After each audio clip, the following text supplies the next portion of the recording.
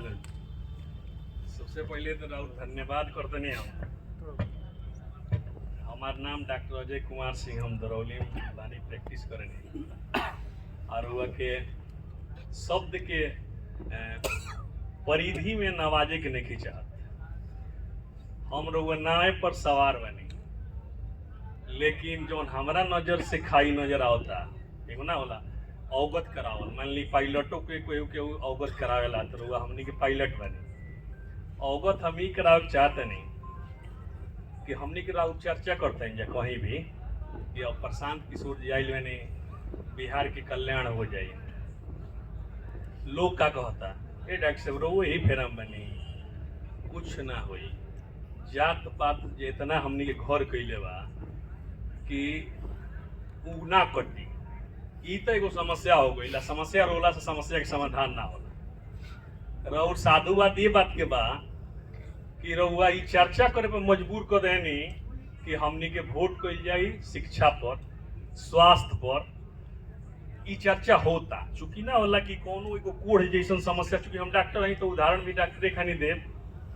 तो रउआ प्रोग्नोसिस कर देनी, लोग चर्चा करता, डायग्नोसिस भी कर देनी कि समस्या ये बा, लोग चर्चा होके लागल। लेकिन डर ई बा कि नाय पर तो सवार बनी जा। सोरहवा घड़ी लोग कही कि भाई तारा बुझाता जाते पर होके वोट देवही के पड़ी, हुआ देखा यहाँ देखा, ई जन जानत हैं जा हमनी के।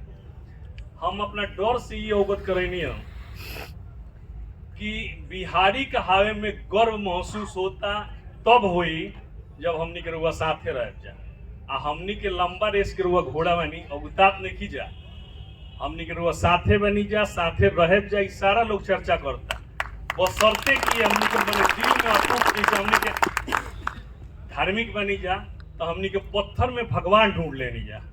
और जे अपना जाके रोए नहीं जा, अपन फ्रस्ट्रेशन निकाल लेनी जा, कहे कि हमनी के विश्वास होला कि भाई वो भगवान हमारा सुन रहा है। यही रउआ तो साक्षात सुनत नहीं हमनी के, बशर्ते कि एगो गाइडेंस हमनी के मिलते बा, एगो भरोसा दिला दिया। जो सबसे कोढ़ बीमारी बा जात वाला, पहले हमनी से इलाजों में हम पहली बार दरौली में क्लिनिक डलनी तो हमरा से एगो आदमी क्वेश्चन कैलस कि डॉक्टर साहब कौन आश्रय है रउआ? हम कहनी हम डॉक्टर हई, हम कौनो जात होखे ओकर लइका हमरा हाथों पर लैट्रिन करी तो हमरा ऊपर माने कौनो हमर तो इहे श्रद्धा बा कि माने किएगा ठीक हो जाओ। लेकिन ई दिमाग में बा डॉक्टरों से पूछता कि डॉक्टर साहब कौन आश्रय हई, अब बोली ई तो दिमाग में बैठल बानू एकदम पूरा ऊपर माने डिटरमाइंड बा कि हमार जात। अच्छा एगो डर देखी हमनी के जो हमार थोड़ा सा बात लंबा हो गई कि राजनीति के परिवेश रहे, केहू नहीं के चाहत कि हमार बेटा नेता बन। काल के डेट में यदि हमार गार्जियन जान जा कि डॉक्टर साहब तो प्रशांत किशोर के संगे जाता रहे ना, चुपचाप रहब, नेतागिरी में पड़ब, यह बाकी बा। काहे कि एंटी पटेल कही कि बड़ा बोलत रह, भाषण देत रह, चार गो कर चेंगड़ा के समझावे लगे हमरा के कि बड़ा भाषण देला प्रशांत किशोर के संगे और फलानमा आ जाई तो रोक लेबो। ये समस्या बा, एकर समाधान रुआ सोची तो सभे साथे बा। उ चार गो समझा दिया सन, चेंगड़ा ये से काटे ले कैसे का हो, बड़ा बोलत रहो। हमनी के अपना ना सांसद से क्वेश्चन पूछ सकता नहीं जा, ना अपना विधायक से क्वेश्चन पूछ सकता नहीं जा, ना अपना मुखिया से क्वेश्चन पूछ सकता नहीं जा। काहे कि चार गो रोक के पूछ दिया सका का हो नेता बन काहे में है, आज ही बहे में है। काहे हमनी के गरीब काहे होनी जा, हमनी के इज्जत से गरीब होनी जा। उ चार गो आके खाली तुम तम को दिनू तो हमनी के घर भर के ही इतना समझाई ए तेरा नेतागिरी लागल बा का, इज्जत से प्रैक्टिस करते रहे, मर्द चार चट्टन मार दिया सो रोड पर का करब तू। काहे कि उ एकदम इलिटरेट लोग को चढ़ा देगा, ए डॉक्टर भड़बड़ाता तनी मार से का हो चुकी ऊपर गाड़ी के शीशे फोड़ दस उनकर रहती है भूला जी। ठीक है, दो गो बात देखिए, डर के तो आप कोई काम कर नहीं सकते। अगर वो कहता कि डॉक्टर साहब बहुत भड़बड़ाता इनका के जा तो चार चपेटा लगा दो तो वह क्या बुझाते कि हमरा कहते आदमी ना कहते इनकी जात बड़ा भड़बड़ाता गाँव में जाता हूँ 2 थप्पड़ मार दियो, हमको भी मार सकता है। हम भी तो कोई 4 गो तमंचा लेके चले वाला हमारा अगल बगल नहीं कर, कहाँ कोई मारता है ना। हम बताओ दें रवा के देखिए, कोनो लड़ाई रवा पहला बात आत्मबल होके के चाहे। आप किसी समुदाय का अगुवा नहीं बन सकते हैं, और लोमड़ी का अगर आपका हृदय है, जिगर है, तो आप किसी समूह का अगुवा नहीं बन सकते। वो तो हिम्मत आपको अंदर से जुगाड़ना पड़ेगा।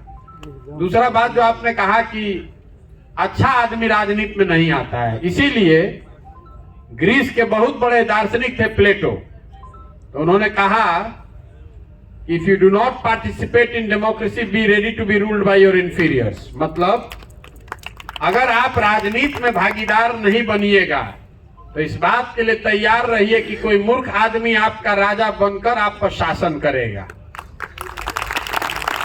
इसका मतलब ये नहीं है कि हर आदमी राजनीति में आ जाए, लेकिन राजनीतिक तौर पर जागरूक होना, सूझबूझ से वोट देना, ये आपकी जवाबदेही भी है, जिम्मेवारी भी है। आप बोलिए चाहे नहीं बोलिए, बोल सकते हैं तो बोलिए, नहीं बोल सकते हैं तो वोटवा तो ठीक से दबाइए।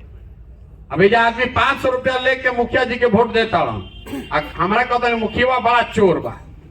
अरे भाई जब 500 रुपया लेके मुखिया जी के वोट देले बड़ा तो आके क्या हरिश्चंद्र बनी?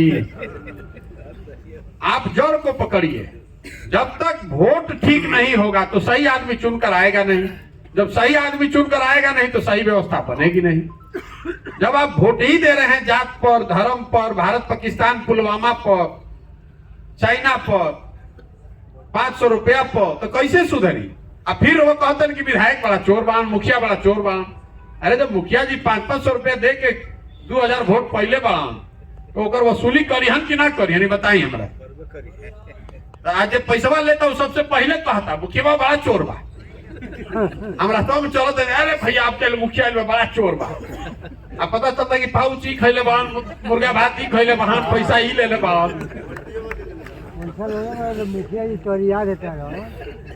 तो हमनी के जो बात आपको बता रहे डायग्नोसिस प्रोग्नोसिस जोन बा, कि जब तक हम लोग नहीं सुधरेंगे और हमारा कुछ नहीं कर, वो कहने की जात वाला कैसे एकरा के पहले समझा देते हैं।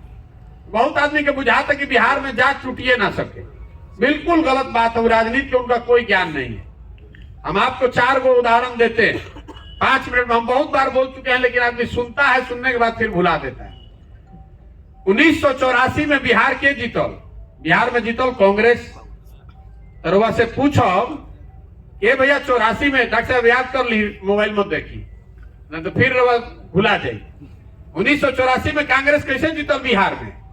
तो आप कहिएगा कि भाग भैया कांग्रेस के थोड़े वोट पड़ल रहे, इंदिरा जी मरल रही तो जो सहानुभूति के लहर रहे ना, उनमें सब आदमी जात पात भुला के कांग्रेस के वोट देलक। एकरा के लिख ली अपना पैड में।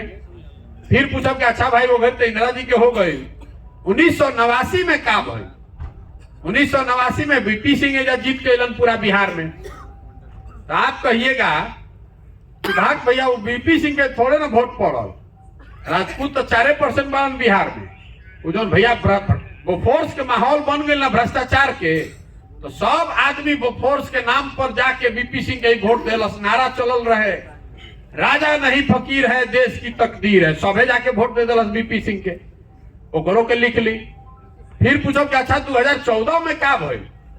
मोदी जी के जात के तो एको आदमी नहीं के रहत बिहार में। आप कहे भाई ओकरो जात तो थोड़े वोट भइल भैया। मोदी जी के जो लहर चलल ना, तो सब आदमी जात पात भूल के जाके अब के सब लड़का सब मोदी जी के वोट दे दिलस। एकरो के लिख ली 2014 के। फिर पूछो 2019 में का भइल? और वह कहब कि 19 में भैया बहुत कांटा के लड़ाई रहे। जब पुलवामा हो गई ना, ओकरा बाद कुछ बचबे ना कोई, सभे लोग जाके वोट दे दिलस मोदी के। कब ना,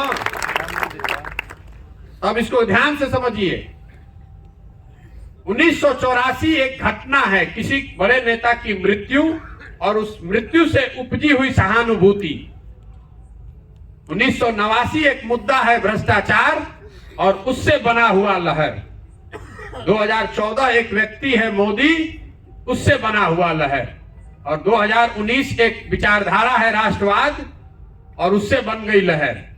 तो टीवी पर आज तक को दैनिक जागरण में क्या कहते हैं, लहर वाला इलेक्शन रहे। किसी व्यक्ति, किसी विषय, किसी विचारधारा ने अगर समाज को उद्वेलित कर दिया तो समाज में ये ताकत है कि समाज जातियों से ऊपर उठकर वोट करता रहा है। आगे करेगा कि नहीं छोड़ दीजिए, पीछे यही बिहार की जनता करती रही है। वो अगर ना करी तो मोदी जी के देख को वोटे ना मिली तैया। भाई मोदी जी के जात के देखो आदमी निकल न रहो तो मोदी जी के वोट कैसे मिलता बिहार में? तो वो तुरंत कहो ए भैया वो तो हिंदुत्व पर न मिलता, फिर हिंदुत्व के रहो एग्जाम्पल दे तो कहो कि अरे भैया वो तो विकास वाला पर न मिलता। अगर सिर्फ जाति ही पर वोट पड़ता है जैसा आपने कहा तो मोदी जी को तो एक को वोट नहीं मिलना चाहिए पूरा बिहार में। नीतीश जी के जाति के कितने लोग रहते हैं ये बता दीजिए। अरे भाई किसी जाति का जो वोट है वो 5% होगा, 10% होगा, 15% होगा, 20% होगा। फिर आप कहे कि ना भैया जाति का समीकरण बनाए, तो जाति से बाहर निकल के किसी को जोड़ रहे हैं ना, तो आप भी जाति को सबको जोड़ सकते हैं, इसमें क्या दिक्कत है? ये भ्रम में मत रहिए। वो आपको एक और उदाहरण दे देते हैं। 2010 में एनडीए के सरकार जीतल रहे, नीतीश जी भाजपा एक साथ रहन, और दूसरा साइड के रहे लालू जी, कांग्रेस और पासवान जी। तो 2010 में अब समीकरण वाला का आंसर दे रहे हैं, वो बुझाई की जाति नहीं, वे जाति के समीकरण। तो 2010 में एनडीए को मतलब नीतीश जी और भाजपा के कॉम्बिनेशन को मिला था 206 सीट, और लालू जी, कांग्रेस और पासवान तीनों मिलकर थे तो इनको मिला 30-35 को सीट। अब यही समीकरण 2020 में चुनाव लड़ा, एक और थे मोदी जी, एक और भाजपा और नीतीश, और दूसरे और लालू जी नहीं थे, तेजस्वी यादव थे। तो लालू जी से तो कमजोर है ना बांध तेजस्वी जी। और कांग्रेस 2009 के मुकाबले कमजोर हो गई। अब पासवान साहब तो गठबंधन में थे भी नहीं। अब एनडीए में अब मोदी जी के भी ताकत बहुत बढ़ गई बा। पहले तो 2009 में मोदी जी इतना बड़ा नेता नहीं थे बिहार में। अमित शाह भी हैं, संघ भी है, पैसा भी है, फिर भी उस एनडीए गठबंधन को 120 सीट आने में दम सरक गया। तो क्या हुआ? एनडीए समीकरण में वोट करने वाले सारे लोग बिहार छोड़कर चले गए हैं? नहीं। 2010 में इसलिए एनडीए को 206 सीट आया था कि समीकरण के साथ साथ 2005 से 2009 में किया गया काम भी था, लोगों का विश्वास था कि काम हुआ है, इसलिए उतना सीट मिला था। और जब खाली समीकरण पर गए नीतीश जी और भाजपा वाले तो 125 को सीट आवे में दम निकल गई। तो समाज आपको दिखता है कि इतना बेवकूफ है, इतना बेवकूफ है नहीं। जो मुखिया पंचायती के चुनाव लड़ता, अभी पिछला बार 85% मुखिया जी लोग चुनाव हार गए हैं और 96% वार्ड सदस्य लोग चुनाव हारे। तो लोग के जाति का सब उनका गांव पंचायत का आदमी छोड़कर भाग गया है। अरे वो जनता दिखती वैसे है, लेकिन उसको समझ है ना तो कोनो मुखिया चुनाव ना हारता। जो आदमी एक बार जीत कर आ गया वो नहीं हारता। जाति एक सच्चाई है, उसको आपको समझना है, साधना है, वो ठीक बात है, लेकिन जाति एकमात्र सच्चाई नहीं है। यहाँ पर बैठा हुआ कितना आदमी है, इसमें किसका जाति, कौन जाति का आदमी इसमें नहीं है? सब लोग बैठा हुआ है। हम काहे कह दें कि हम तो जा रहे हैं पैदल, हम तो नहीं जाति देखकर जा रहे हैं। जब हम ही जाति का राजनीति करेंगे तो जनता भी जाति के आधार पर बटेगी। पीछे से कोई हाथ उठा रहे, उठाइए, बोलिए बोलिए बोलिए, नवयुवक है, खड़ा होकर बोल दीजिए।